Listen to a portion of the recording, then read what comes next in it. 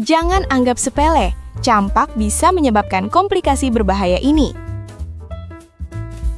Banyak orang menganggap campak hanyalah penyakit biasa yang akan sembuh dengan sendirinya. Anak demam, muncul ruam merah di kulit, lalu beberapa hari kemudian sembuh. Namun kenyataannya, campak tidak selalu sesederhana itu. Dalam beberapa kasus, penyakit ini bisa menyebabkan komplikasi serius yang bahkan dapat membahayakan nyawa, terutama pada anak kecil dan orang dengan sistem kekebalan tubuh yang lemah. Lalu sebenarnya, bahaya apa saja yang bisa terjadi akibat penyakit campak? Campak bukan sekadar ruam kulit. Campak adalah penyakit infeksi yang disebabkan oleh virus yang sangat mudah menular. Virus ini menyerang sistem pernafasan dan kemudian menyebar ke seluruh tubuh melalui aliran darah. Itulah sebabnya, gejala campak tidak hanya muncul pada kulit dalam bentuk ruam merah, tetapi juga bisa memengaruhi berbagai organ tubuh lainnya.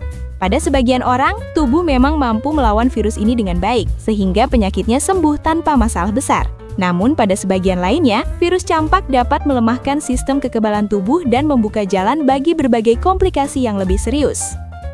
Infeksi telinga. Salah satu komplikasi yang cukup sering terjadi pada penderita campak adalah infeksi telinga. Infeksi ini biasanya menyebabkan rasa nyeri pada telinga dan dapat membuat anak menjadi rewel atau sulit tidur.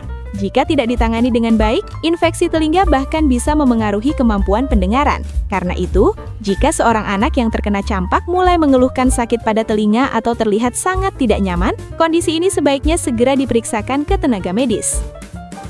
Diare dan dehidrasi. Campak juga dapat menyebabkan gangguan pada sistem pencernaan.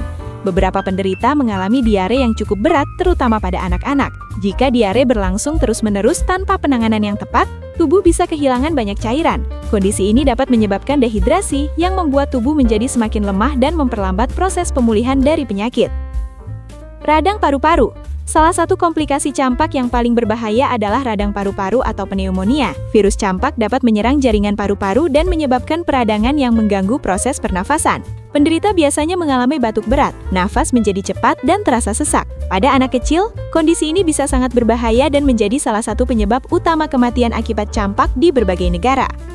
Radang otak. Meskipun jarang terjadi, campak juga bisa menyebabkan komplikasi yang sangat serius, yaitu radang otak atau ensefalitis. Kondisi ini terjadi ketika virus memicu peradangan pada jaringan otak. Gejalanya bisa berupa sakit kepala berat, kejang, penurunan kesadaran, hingga gangguan pada sistem saraf. Karena itulah, penyakit campak tidak boleh dianggap sepele meskipun pada awalnya hanya terlihat seperti penyakit ringan.